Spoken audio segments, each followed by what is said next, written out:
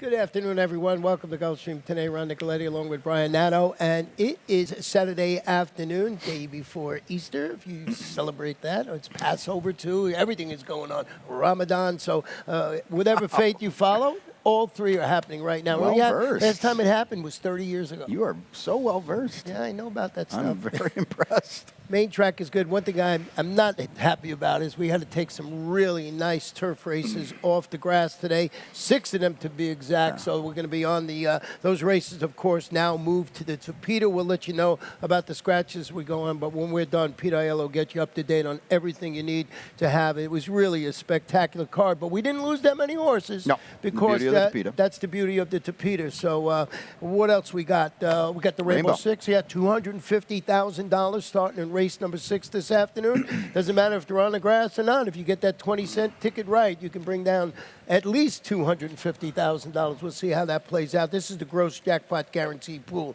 So the pick 5 is going to start in race number 1, and as we do each and every day, Brian will have a ticket. A little over 20 grand in that pool right now. The early pick 5 I put together held nicely. The late one was a work in progress. We'll get to that. A lot of moving and shaking there. But the universal single here, the opener, I mean, Warren's going to be a huge, huge favorite, 1-5 right now. I don't see him moving that much off that, to be completely honest. And then a 3x3x4. Top pick in race 2 is the 5 Evil, of course, off the Bobby Hess Jr.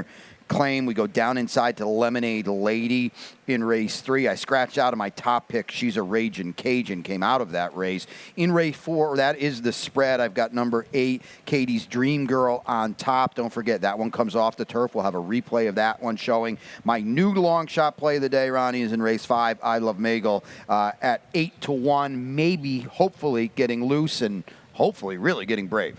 Getting brave on the front end, so $36 in this race, originally scheduled for the turf at 1 mile. Now to be run at 1 mile and 70 yards on the all-weather surface. So make sure you know that. We have two or three races that are mild. Yeah. They stretch it out to 1 mile and 70 on the all-weather. These are maiden claiming 3-year-olds, $16,000. And you know, Warren goes to the Kelly Breen barn after that claim, drops a level after rallying to finish second against 20 claimers. That was going 1 mile and is 16th on the turf, but just look 2 back. This looks like the one to beat off that Tapeta performance. Chantal in the saddle. Yeah, I mean, I don't like the drop, but this horse just lays over this field, and the Tapeta is fine because, as Ronnie mentioned, the run 2 back was really, really strong. I don't think Kelly's complaining about not getting to run on the turf, and there's just not a lot in here. And like I said, I look over at the board 1-5. I don't really see that changing a lot, Ron, because with the exception of the 12 El Pecado on the outside, it's tough to come up with someone that might be able to threaten. Yeah, I had a little bit of interest, and you're going to get a price on everybody in here, but for Squeeze Me Mike, who's dropping to the 16 level. And I like the fact that they're adding blinkers, broken from a tough outside post, chased the pace, now faded. That was against 35 maidens on the turf. But boy, I respect this barn, Elizabeth Dobles, Leonel Reyes. I just thought maybe if you're looking for a underneath try or super for those exotic wagers, this might be a way to go. Yeah, and that's a great way to play it. A heavy favorite on top with some exact value underneath, and Squeeze Me Mike, blinkers, a class drop for a solid barn. Let's go to race number 2 this afternoon, and this one is a 5.5 furlongs. Now, this one will be on the good main track is where we're starting today, but the way it is now, it's beautiful here. I would imagine very soon the main track will be upgraded to fast. That's just my guessing on my edge, but I think it will be. No rain today either. So. Yeah, no rain expected at all. So 5.5 furlongs, claimers, fillies 3 or 4 and up, non-winners of 2 in life, $6,250. And take it away. I think I agree with you wholeheartedly about the 5 Evil, of course, going to Bobby Hess's barn. Yeah, I you know what? I didn't really want to pick this horse, and I don't like the short price you're probably going to take, but Bob does a good job off the claim. And, you know, this horse comes out of a race where got fried a little bit chasing the pace. The blinkers come off. Maybe that'll settle this Daughter of Awesome, of course, a little bit. And you know, the others are tough to trust, too. And I think that debut was so good. Maybe she paid the price for that a little bit. The drop in class has got to play, too. Yeah, drop in class. And, you know, maybe if you're want to, play devil's advocate. Maybe that's a little bit of a concern, but I just think it's a lateral move here with Agreed. their other horses that they're facing. The 2 carat bars is dropping to this level after showing speed and fading, but that was against considerably better before going to the sidelines in October. Lightly raced mare finds an ideal spot to return to the races. She does. The nitpicking part of it is where have you been? And now, as Ronnie mentioned, running for a quarter, running for 20, and here she is popping for 6,250. So those are not great signs. I will say, though, I like the fact that in all those races where she, the finish was very poor, she did keep her speed, and that's a good sign. That will play well today in this field. Well, the 9-5 morning line favorite was the number 3, 21 short. I have it a little further down on my ticket. Yeah, I guess the class drop, I don't know. I mean, the dirt races really weren't that good, especially her last 2 dirt races were not good at all. Now, she did improve on the Tapeta. I mean, that's a positive, but, you go back and for Juan Avila, those dirt races, one of them, Ronnie, was at 8-5, too. And so tread lightly there, and I wouldn't want a short price, that's for sure. Yeah, and the number 1, Bahamian Beauty, breaks from the rail again, hopes to show him a little more firepower during the stretch run, chase the pace, finish 4th, going 6. Maybe to turn back to 5.5 will be key for this horse. It's a tough race, especially because there's no doubt, even picking Evil, of course, she's tough to trust. Yeah. Let's go to race number 3 today. We're going to stay on the good main track right now, but as we mentioned, keep Pete will straighten that all out for you when we get done here. Pete's got his work cut out for him. Yeah, 3rd race, 5.5 furlongs, maiden claiming filly 3-year-olds, $16,000. Scratch the 2, she's a Raging Cajun, and the number 9 horse in there, Miss Atoka Star. Now, she's a Raging Cajun, who's my second choice in here. Okay. I already had Lemonade Lady, the number 1 on top, turning back slightly, responded to the surface switch from the all-weather Tapeta. White ran, thought a well-meant second against 12-5 maidens, going 6 on the dirt. Who's hotter than Junior Alvarado, leading trainer or thereabouts, Saffie Joseph Jr., another 3-win day yesterday. Yeah, that's the race. There's no doubt about it. I had She's a Raging Cajun on top, so I scratch into her, but that's the definitive race in here. She ran a 15 on the thoroughgrass, a 56 on the Byers. It's just better than what anyone else has done. Now, the rail could be a little bit problematic. Junior will have to figure it out, but he's pretty darn good at doing that. Well, you look at the number 6 horse. We'll talk about that one, Shin-Tien, who's dropping to the 16 level. But look who this horse was facing. Sadie Bear, Hot Peppers, 2 starts back. Those are some nice horses. Yeah, and Winky was so good on debut, too. So this class drop, to me, has got to play in here. And Eddie Polisa Jr. had such a good championship meet, and he's kind of continued that on. Jaramillo gets aboard. I would think that he's going to put this daughter of Chitu in the race early, and that's a positive, too, because now we can do the dictating maybe to Lemonade Lady, who's down inside and kind of sort of taking all the worst of it.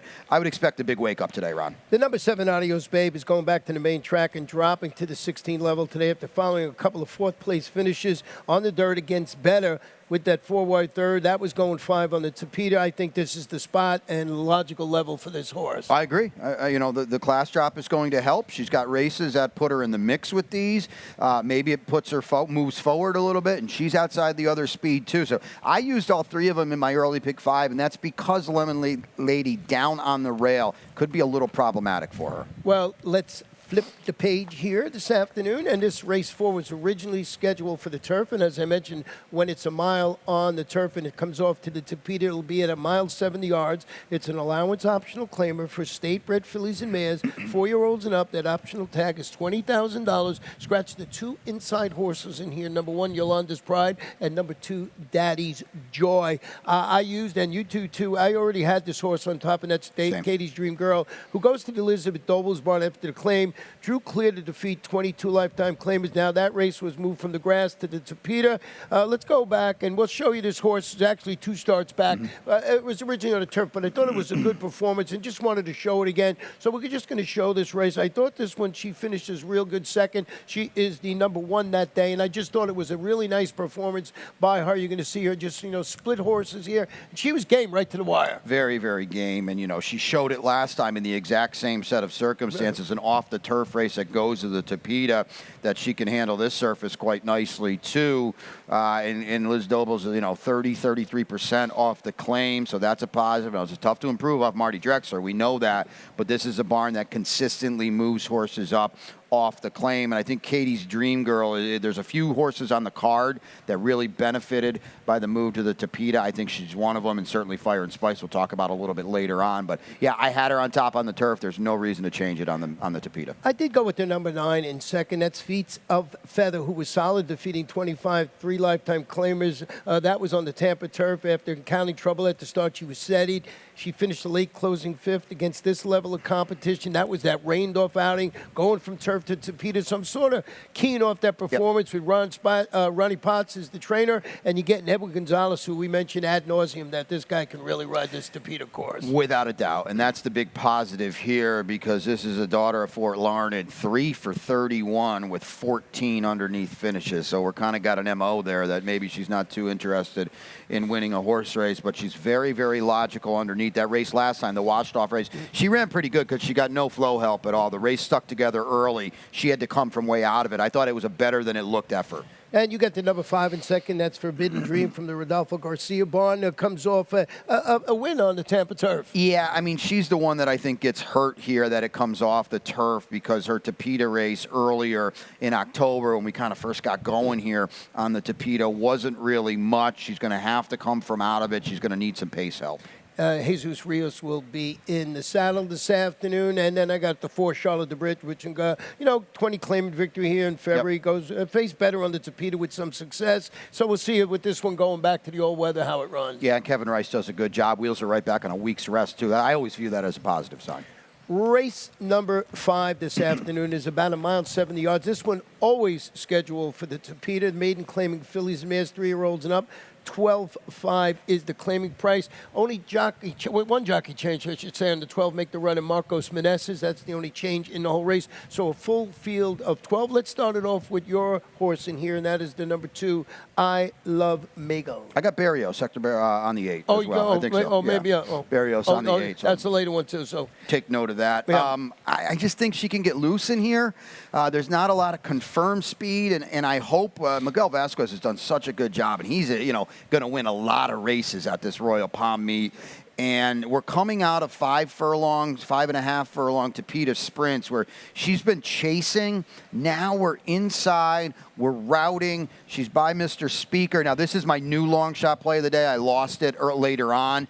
I'm just hoping, Ronnie, with an aggressive ride, maybe she gets a little bit brave in a race where, there's some other horses that have shown tactical speed, but no one really wants to go. Let's see if she gets brave on a Sun Mission. Yeah, that's a good way to look at the race, with the speed in here. What about the number 4, Presencia? Is turning back slightly. We're going to show you, this horse has problems at the start. We know that over the last couple. But I'm going to show you this race last time out at the start, and this the number 5 here. It's going to have hard not to miss him. She just spots the field maybe 4 lengths in that race. Now, so you say that right away the horse is behind the 8 ball. Now you're going to see turning for home. There's nowhere to run. Yeah. There's really nowhere to run in this spot. So she's stuck behind a wall of horses after that slow start, and ends up finishing second in this race. You're going to see her, thread her way through horses. And I just thought it was such a game performance from this horse, up against it. Now even has to find a place to, squeeze through to be second in that race. And of course, just with all that early trouble.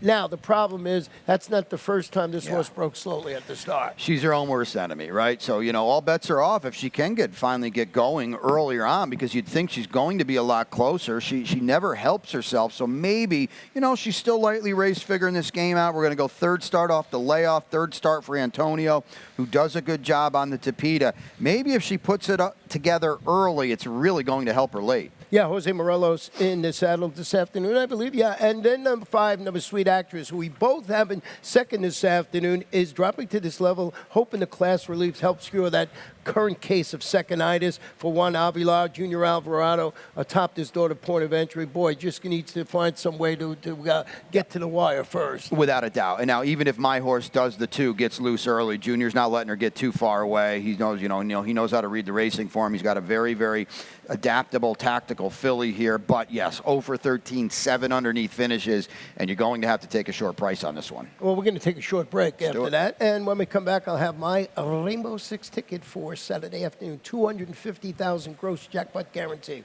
We'll be right back. And they're off. Second in the 2 path.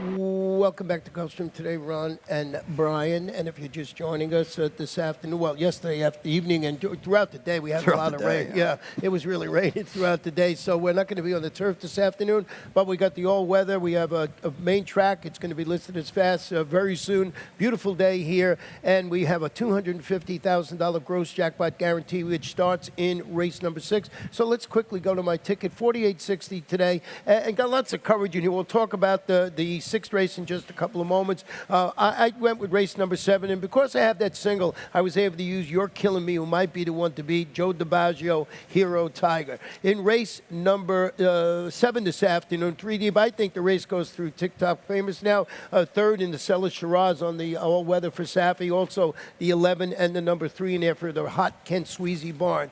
Race number 9, I used Delray Dolly, Jet Force, and Presley's Hope in there. Those 3, thought those were the logical ones. And in race number 10, Fire and Spice, who was so impressive on the all-weather, was going to try the turf today, but because of the move, makes this one sort of jump off the page this afternoon.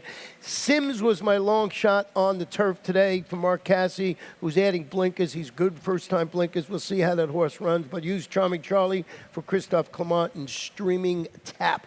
So we'll see how this plays out. So my afternoon is going to be with Fire and Spice. Well, if you have a single, you really like a horse, because that is not that is not typically the blueprint of the Ron Nicoletti Rainbow. So there it is in a solid ticket, and it's getting up there, $250,000, in that gross jackpot guarantee. And this sixth race, getting back to originally scheduled. This one was scheduled for about 7.5 furlongs on the turf, but that still reverts.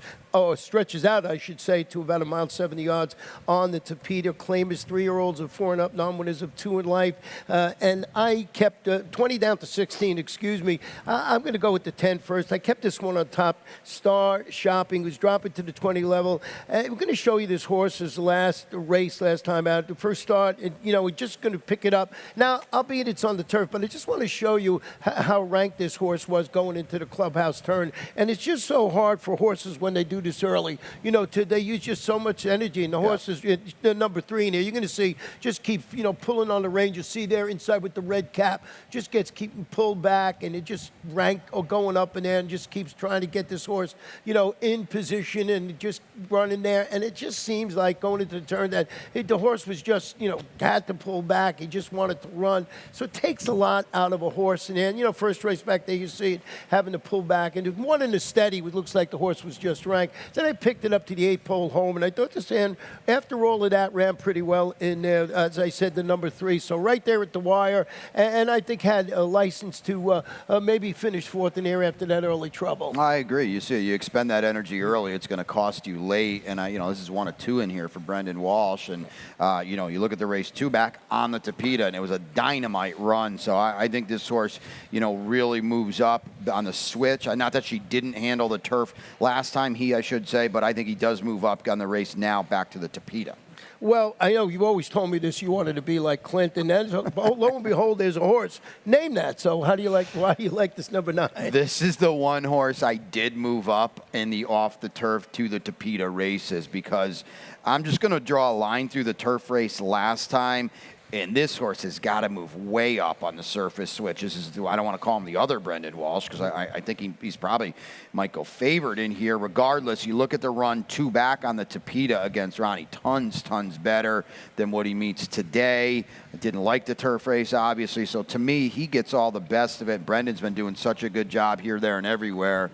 I think this horse is going to hit very, very hard today. Yeah, and that was a 75 optional claimer. So that was, like you said, against tougher. My man Flint was really, I just thought this horse had a chance today. So we got Flint, we got Clint. My man Flint was solid in the defeat. He shook off early trouble. He was checked in that race to finish the closing 4th, beating the length at this level, albeit this was on the turf. Michelle Nihei, Jesus Rios on the return call today. Plenty to like here. Lightly raced son of Flincher, that's got a world of upside, and Michelle's done a very, very good job with him. And I don't see any problem. He had trouble last time, too, into the first turn and then down the backside as well. Yeah, and your number 6, Mean Machine, who we both have on our ticket, poised for another in-the-money placing after back-to-back third-place finishes. Albeit that was on the turf, Guadalupe Preciado, Angel Arroyo. Just thought this horse is one of those horses. And because I had the single, I had the ability to add this one to my ticket. Yeah, and he's got a good second on the Tapeta back in January, so that's fine for him. Let's go to race number 7 this afternoon. This was 6 furlongs on the main track, and it's a starter optional claimer for 4-year-olds and up. Started for $8,000 or less, or the optional tag of 16. 7 in the field, and you got your late pick 5 ticket this afternoon. You probably saw the smoke coming out of my ears in the office because this one got reworked quite a bit. So now we're at $48. It always was 48, but boy, the numbers changed quite drastically. With that being said, this one stuck together, and we'll talk about it in a second. So now the moving and the shaking comes in race 8. New top pick, number 7, Sweet Super Sweet, but you mentioned TikTok famous. You know, Chantel's going to has potential to have a nice day. She's on several very live mounts here today in race 9, which is a big spread for me. Top pick was Presley's Hope on the outside. I could have used the whole field. The now universal single, the new best bet of the day, Fire and Spice, as you alluded to. Boy, she loves this Tapeta. We'll go 3 deep in the finale. I could have went 8 deep in the finale. The top pick, Silent Chaos, on the stretch and on the claim for Mark Cassidy and the Pink Silks of Gary Barber. You don't say that a lot. Take note. Yeah, so a very interesting day this afternoon. Handicap $48. So getting back to the 7th race, as I mentioned, 6 on the main track. I went with the number 5 horse in here. You're Killing Me, who's turning back to 6 furlongs after responding in the first race.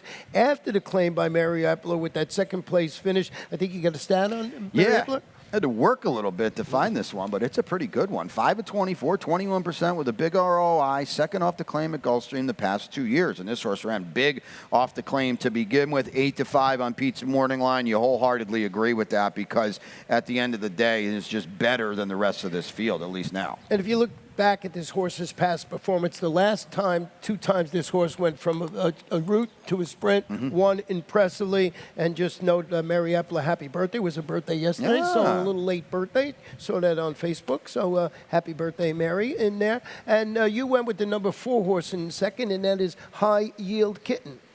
I don't think anyone's running with High Yield Kitten early. I don't really know where he'll be late, but look at the race 2 back. It was against tons lesser. I understand that. It was a 2L, 6,250. But, you know, he rose in class last time on the Tapeta, ran very, very well. He's got a lot of speed. If nothing else, he's going to be in front today. We saw speed was okay yesterday. Check the track, how it's playing today. He might get brave in here at a big, big price. You know, I always loved the name of the 6-horse Joe DiMaggio, just that, you know, with the Joe DiMaggio. And, you know, just a 5-time winner at the distance, turns back. He rallied to finish 3rd behind that hard-knocking repeat winner, Brasstown. And another horse that's in this race, Hero Tiger, for Carlos David. He's solid with the turn-back move. Junior Alvarado is here. This guy's not beating me on my Rainbow Six ticket. Look at all the races that he's supposed to be in because the race 2 back, he was way outclassed. That was a graded stakes race is what that was, and he's right there every time. And as you kind of alluded to, he's a cool old dude, too. Yeah, so that is race number 7 this afternoon. Let's go to race number 8. And this one, boy, was a really nice turf race. So we did get some scratches in here. It's a mile now, a mile 70 yards, I should say. It was originally a mile on the turf. It's an allowance optional claimer. Fillies and mares, 3-year-olds and up. The optional claiming tag of 62,500 was our feature race. Scratched at 2, 4, 8, 10, 12, and 14. Please note that the number 13 Starship Enterprise is going to get him run for Mr. Steve Dwoskin. And as I mentioned, well, go with your horse because you made a good case with that horse. Well, I mean, it's Mike Trombetta who does such a good job, and then here's Edwin now too, and then obviously here's another horse that I think Ronnie really moves up from the turf to the Tapeta to the all-weather because look what he's doing up at Woodbine, of First Samurai, running in stakes races, graded stakes races. We know that's the Tapeta up there and has shown that she can handle it, and I think this is a class drop for her. Trombo does such a good job overall, and especially, you know, on the all-weather, and Edwin is here, and I can't say it enough. He's so good on this surface. Yeah, you know, I of course, we lost a lot of our turf picks in here. Yeah. So I went into the number 5 TikTok famous, who was, going back to that performance, was 3rd in the Cellar Shiraz back in November. 4 Safi Joseph Jr. Thought this horse was a major player in the spot off that performance. Oh, without a doubt. I mean, you look at that race, and it's a huge third, and she can be placed anywhere. She's shown she can handle the surface here, which is obviously Super Sweet's got to show she can, and she's got the recency edge as well. And Safi is just off to a white-hot start here at this Royal Palm meeting. And the other Safi in here, Lovely Lovey is in for the tag of $62,500. Is back locally after making that 5-wide bid to finish fourth against state-bred runners up there in the $100,000 this staff on the Tampa turf. Leonel Reyes trying to spring a little bit of an upset in here. Almost put this one on top, but I might have missed your 7-horse. I'm going to have to go back and look at that, maybe readjust in here. So a wide open affair because of the move from the turf to the all-weather surface. Let's go to race number 9 this afternoon. 6 furlongs, claimers, fillies, 3-year-olds or 4 and up, non-winners of 2 in life. No scratches in here. I went with the number 6 horse in here, Delray Dolly, who's looking to bounce back. She had a 3-race win streak, and when she failed to, she faded to finish 5th. First race after the claim by Mary Epler. She finds the perfect spot, I think, to get back to her winning ways. Yeah, she's back with her friends today. Yeah. That was an ambitious spot last time, and the good ride came to a screeching halt. But as you said, 3 in a row before that. Now we're back at a level she's much more accustomed to, and she's a major player in here. I don't want the short price, but again, she's a really nice filly, and this is her kind of group. Well, you went with the number 8 horse in here. We'll have a little further down. That's Presley's Hope, who's turning back to 6 furlongs after the pair of solid performances at 7/8 of a mile. Yeah, here's Kent, right? He's off to such a good start. Kent Sweezy at the Royal Palm meet. We're outside, another class dropper as well, and she was well ahead of Delray Dolly Peachy Weechy last time. So tactical pressing speed from the outside. The cutback's got to help her a lot too. I just threw a blanket on this race. Yeah, faces older horses for the first time with Victor LeBron in the saddle this afternoon, so you got to factor that in this. But I used this one with that said on the ticket. The number 7, Hanita's Empire, is back at a proper level. She failed to fire as the favorite against those 30 starter optional claimers going a mile last out. Think you'll have a stat on this one? I do. Antonio does a solid job overall. He's about 10, 12, 13% with everything he does. And then let's check this one out. 19%, 221 allowance to claiming dirt sprints right here in the past 5 years. So this is kind of the move, and it's a good one. Now, she didn't fire either last time, but again, back with friends today, is going to get some pace to run into. Food for thought. Well, we're getting to race number 10 today, and if this horse doesn't win, what we're talking about, it's going to be interesting. This one originally scheduled for 5 on the grass, now to be run at about 5 on the all-weather surface. Turf allowance, optional claim of fillies and mares, the optional tag, $25,000. Scratch the 1, scratch the 7, and Fire and Spice. And let's show you her race rather than then we'll talk about her. So we're going to show from the 8 from home when she wins for fun. And, it's not that she went for fun. You'll see the horse that comes in second that day is Bunny Not Beasto, I believe, won on Thursday. And she looked good doing it, yeah. So this is just, a little window dressing here. A little leg weary there in the stretch, but certainly changed leads. A little green in there with the tail swishing. But I just think with the move back to the all-weather, the one to beat. She's very good. One Identity came back. She won last week as well. And you look at these races, she is the one horse on the card that really moves up. I thought she was a big player on turf. Now she's on the Tapeta. She's perfectly drawn. Chris has done such a good job with her. All systems go for Fire and Spice today. And you went with Traves in second, who I have in third today for Laura Cesares. Well, Traves got a good thing going on the Tapeta as well. Ran 3 very good races. 2 of them wins, so she's a player too. The number 2 War Star is stepping up the competition, rallied to defeat those 16 state-bred claimers. That was going 5 on the turf for Bill Deaton, Miguel Vasquez at the top. Really a hard-knocking 6-year-old. I just thought, maybe this one can run well this afternoon in the spot at a little bit of a price. Seeming like the turf was a little better than Tapeta, but she's in very good form, if nothing else. Well, we're going to go to our final race on the card. And once again, this one was scheduled at a mile on the turf.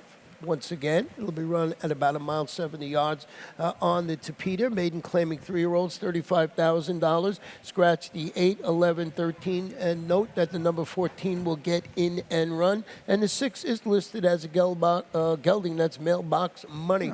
I went with Sims. This was my long shot on the turf. Going to try 1 mile 70 on the Tapeta with blinkers added. Made a solid middle move last time out. Finished 4th. Was against similar competition. Now that was going 8.5 furlongs on the turf. Mark Cassie, one of the best when he puts blinkers on, about 24-25%. Luca Panici handling the inside post today. Yeah, Sims and I aren't hanging out anymore. I've used him twice. But, yeah. He's been intercepted both times. So, but yeah, on the move, the dropping class a little bit. Well, I think it's an easier group than last time, put it that way. And Mark and the blinkers. Luca got a win the other day. That was good to see. So he's a player in here for sure.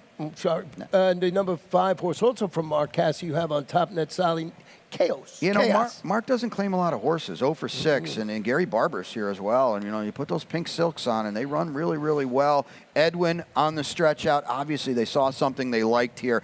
I like that angle when a barn that starts a lot of horses does something that it typically doesn't do. And that's been their go-through ride all through, yeah. Since last year. So Evan Gonzalez, I'm sure they had the choice. I'm guessing that. Number 7, Charming Charlie, is listed as a gelding. Returns to action, failed to show much as the favorite against those 50 maiden optional claimers going a mile under turf here in January. Christophe Clement, he's good with this type of layoff. They're just throwing everything at this horse. And because Junior Alvarado is in the saddle, you've got to give it a second look. Yeah, well, I was going to say, there's the wall. Let's see what sticks to it, because we got blinkers, we got gelding, we're going now to the Tapeta, we got the layoff, Junior's aboard. He did have a race last time that didn't suit his running style. You're going to take an underlaid price on a horse that I don't know if he can do any running or not. Well, that's how we see this 11-race card Saturday afternoon, but we're not done. We got a really good lightning round. We're going to jump right in because we've got to turn it over to Pete in a few minutes. And we got our sister track up there at Laurel having a big day. Yeah, they got a bunch of stakes up there, none so more than important than the Federico Tessio, which is, if you're Triple Crown nominated, you get a berth into the Preakness, and our old buddy Joe is back to battle in there as well. Yeah, so we're going to show Joe, aren't we?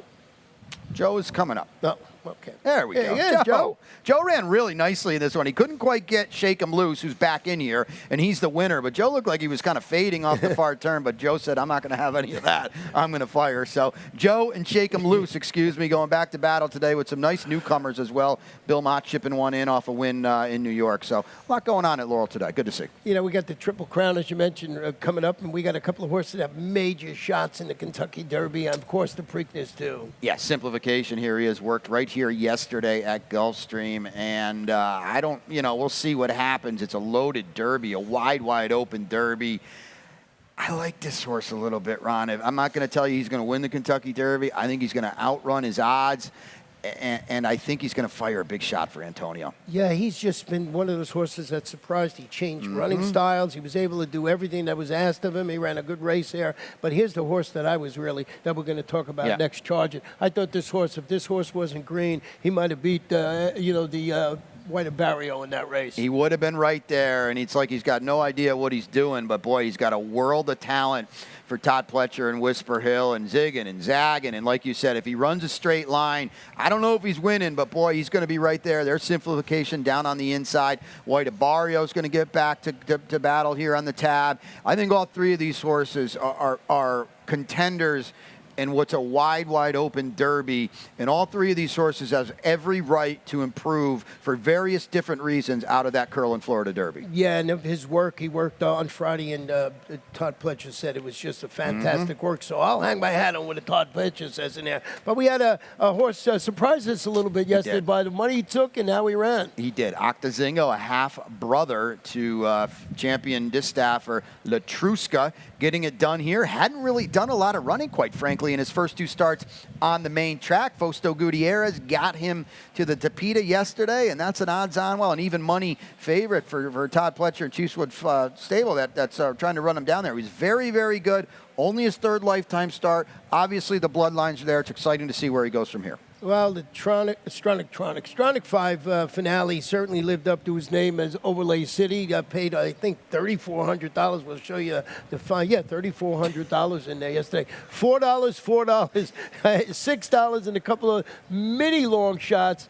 $3,452. I mean, look at that. You got to come up with two horses, basically. So if you had it, good luck. It goes away for a little bit now. I think we're going to bring it back in some way, shape, or form in the future because it's too good not to at that 12% and dollar minimum. Well, we're going to turn it over now to track announcer Pete Aiello. He'll get you updated on all the things you need to have a winning day here at Gulfstream Park. Good luck, everybody.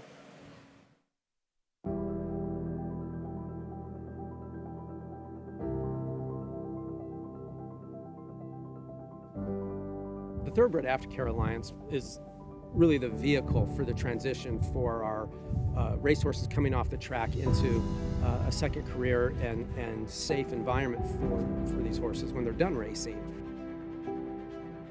I've been passionate about racehorses my whole life, animals in general, and without the TAA to provide that oversight there would be a big void in terms of making sure that we have this ongoing safe environment for our off-the-track racehorses.